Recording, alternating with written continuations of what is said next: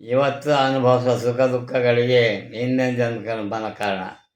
ಇವತ್ತಿನ ಸುಖ ದುಃಖಗಳು ಮುಂದಕ್ಕೆ ಬರುತ್ತೆ. ಮುಂದಕ್ಕೆ ಏನಾಗಬೇಕು ಆ ಸಂಸ್ಕಾರ ಕೊಡ್ತಾ ಹೋಗಿ ಇವತ್ತಿನ ಆಯ್ದುಕೊಳ್ಳಿ. ಇವತ್ತಿನ ಬದಲಾವಣೆ ಮಾಡೋಕ್ಕಾಗಲ್ಲ. ಹಣ, ಕಾಸು, ಐಶ್ವರ್ಯ, ಸಂತಾನ, ಪಂಚಾಯತಾನ ವಿಧಿಲಿಖಿತ ಅಂತಾರೆ. ಹಣ, ಕಾಸು, ವಿದ್ಯೆ, ಐಶ್ವರ್ಯ, ಸಂತಾನ ಇವೆಲ್ಲ ಹಿಂದಿನ ಕರ್ಮ ಫಲ. ಅದು ನಾಳೆ ಸಾಧ್ಯ. ಮುಂದೆ ಕರ್ಮನ ಬದಲಾಯಿಸಿ ಬಂದರೆ ಈಗ ಸಂಸ್ಕಾರ ಕೊಡ್ತಾ ಹೋಗಿ. ನಾನೇನು ಮಾಡ್ತೀನಿ, ವೈರಾಗ್ಯದ ಇಂಥ ಸಾಮರ್ಥ್ಯ ಪೂರ್ಣ ಸಂಸ್ಕಾರ ಕೊಡ್ತಾ ಇದ್ದೀನಿ. ತನ್ನ ಜೀವನ ಆದಷ್ಟು ಭಗವದ್ ಅರ್ಪಣೆ ಮಾಡಬೇಕು.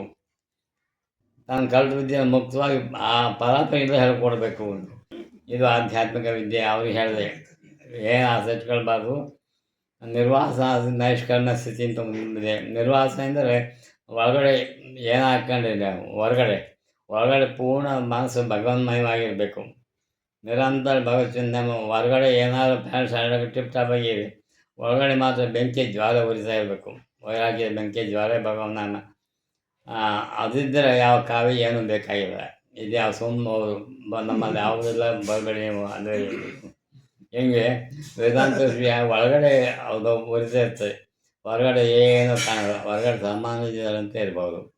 ಇದು ಹೊರಗಡೆ ಬೆಂಕಿ ವೈರಾಗ್ಯ ಜ್ವಾಲೆ ಹತ್ತಿಸಿ ಹೊರಗಡೆ ಏನು ತೋರಿಸ್ಬಾರ್ದು. ಗೊತ್ತಿರ್ತದೆ. ಹಂಗೆ ಮಾಡಿ ಇದು ಸಾಧನೆ ರಹಸ್ಯ.